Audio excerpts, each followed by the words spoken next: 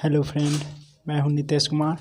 आप सभी को स्टूडेंट स्टडी सेंटर में स्वागत करता हूं। तो चलिए मैं आप सबों के बीच आज समास चैप्टर लेकर आया हूं। तो मैं आप सबों को आज समास पढ़ाऊंगा और बढ़िया से देखें समझें। तो चलिए मैं सबसे पहले समास के बारे में समझता हूं कि समास होता क्या है। समास के बारे में तो समास के बारे में देखेंगे कि समास का जो विच्छेद होता है सम जोड़ आस होता है। क्या होता है? सम जोड़ आस होता है। समास का जो विच्छेद होता है यानी सम मतलब पास और आस मतलब रखना, यानी समास का अर्थ होता है अपने पास रखना, यानी पास रखना। जैसे इसमें कुछ टर्म्स आते हैं, जैसे मैं आप सबों को समझाना चाहूँगा कि समस्त पद। तो समस्त पद का मतलब होता है समास विधि से बना नया पद। जैसे देखते हैं, राजा का कुमार,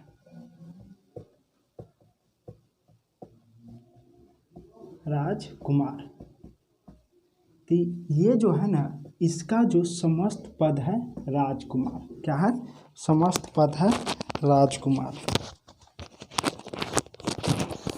समस्त पद है राजकुमार। ये जो है समास विग्रह है, यानी इस तरह से क्वेश्चन कह दे और पूछे कि इसका समस्त पद लिखे यानी राजकुमार, तो ये हो गया समस्त पद। समस्त पद मतलब समास विधि से बना नया शब्द, और ये हो गया समास विग्रह। उसके बाद देखते हैं पूर्व पद।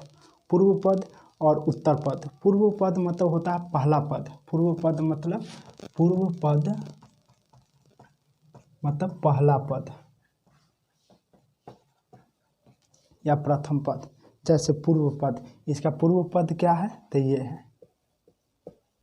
और कुमार क्या है? उत्तर पद है।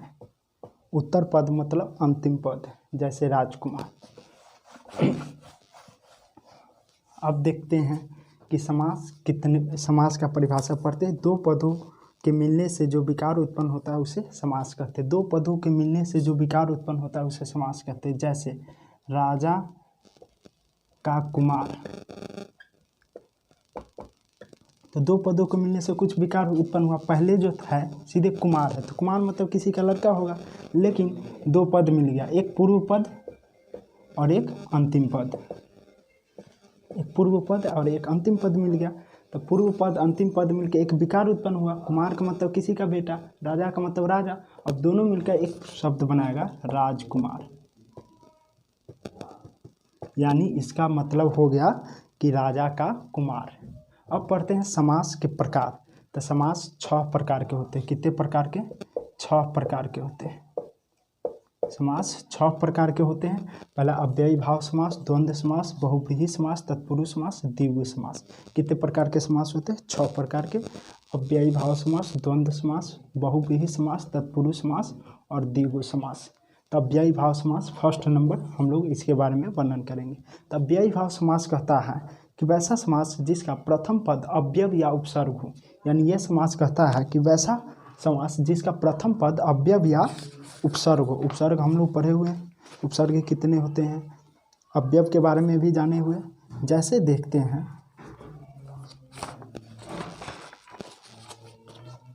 उपकृष्णम,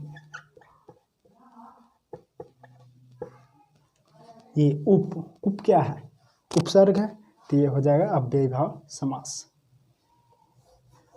उसके बाद आते हैं सेकेंड नंबर द्वंद्व समास। द्वंद्व समास में जो होता है दोनों पदों की प्रधानता होती है, यानी जैसे वैसा समास जिसमें दोनों पद यानी पूर्व पद, पूर्व मतलब प्रथम पद, और उत्तर पद अंतिम पद, दोनों पदों की प्रधानता होती है। जैसे माता पिता, भाई बहन, यानी इसमें दोनों पदों की प्रधानता है।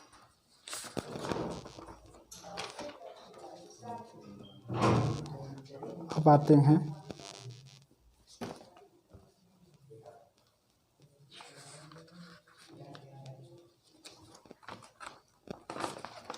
बहुव्रीहि समास। जिस समास में अपने पदों को छोड़कर अन्य पदार्थ की प्रधानता हो उसे बहुव्रीहि समास कहते हैं। यानी अपने पदों को छोड़कर किसी अन्य अर्थ को धारण कर लेता है, उसे कौन सा समास कहते हैं? बहुव्रीहि समास। जैसे में देख लेते हैं क्या होगा, पीताम्बर। पीताम्बर अर्थात इसका विच्छेद क्या होगा? पीत है जिसका अंबर, पीत है जिसका अंबर, पीताम्बर। तो देखो पीत है अंबर जिसका, यानी पीला वस्त्र है जिसका, यानी कहने का मतलब पीला वस्त्र किसका है? तो अर्थात विष्णु का।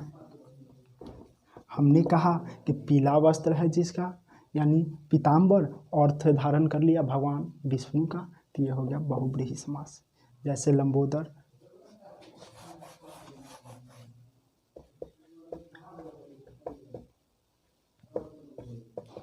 तो लंबा है जिसका उदर, यानी कहने का मतलब कि लंबा है जिसका उदर, मतलब लंबा है पेट। तो हमने कहा कि लंबा है जिसका उदर यानी पेट, यानी लंबोदर, लेकिन अर्थ धारण कर लिया कहाँ? भगवान गणेश पर, यानी अर्थ दूसरे जगह धारण कर रहा है। तो ये हो जाएगा बहुव्रीहि समास। बहुव्रीहि समास। इसके बाद अब हम लोग फोर्थ नंबर आते हैं। ये थर्ड हो गया, ये सेकेंड हो गया, फोर्थ तत्पुरुष समास। तत्पुरुष समास में आते हैं वैसा समास जिसका अंतिम पद की प्रधानता होती है, यानी लास्ट पद की प्रधानता हो। इसमें अव्यय हो या उपसर्ग हो, इसमें दोनों पदों की प्रधानता हो, ये किसी विशेष अर्थ धारण करे, इसमें अंतिम पद की प्रधानता हो। जैसे रसोई घर, यानी इसका विच्छेद हो जाएगा रसोई का घर।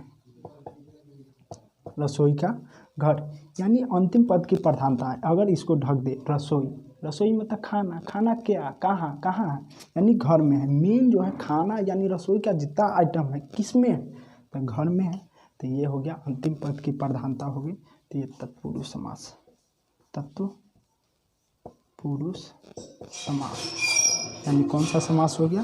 तत्पुरुष समास हो गया। उसके बाद देखते हैं लास्ट द्विगु समास। द्विगु समास यानी जिस समास का पूर्व पद संख्यावाचक हो, यानी कहने का मतलब एक संख्या हो। अब लास्ट देखते हैं 6 नंबर द्विगुवाचक, यानी जिसका पूर्व पद यानी एक संख्या हो। जैसे दशानन, जैसे दशानन। दशानन यानी 10 है जिसका आनन, यानी 10 वो मुंडी वाला, जिसका 10 वो सिर हो, उसे ही ना दशानन कहेंगे। अर्थात किसे कहेंगे? रावण को। इसे कहेंगे रावण को। तो ये 10 क्या है? संख्या है। तो हमने अभी बताया कि जब संख्या का बोध होगा तो द्विगु समास बताया, और दूसरा ये भी बताया कि दशानन मतलब 10 है जिसके सिर, अर्थात रावण एक विशेष अर्थ धारण कर रहा, यानी रावण। तो कौन समास? बहुव्रीहि समास। अब बात यहाँ आ गया कि ये जो दशानन द्विगु होगा या बहुव्रीहि होगा। तो 99% सत्य बहुव्रीहि होगा,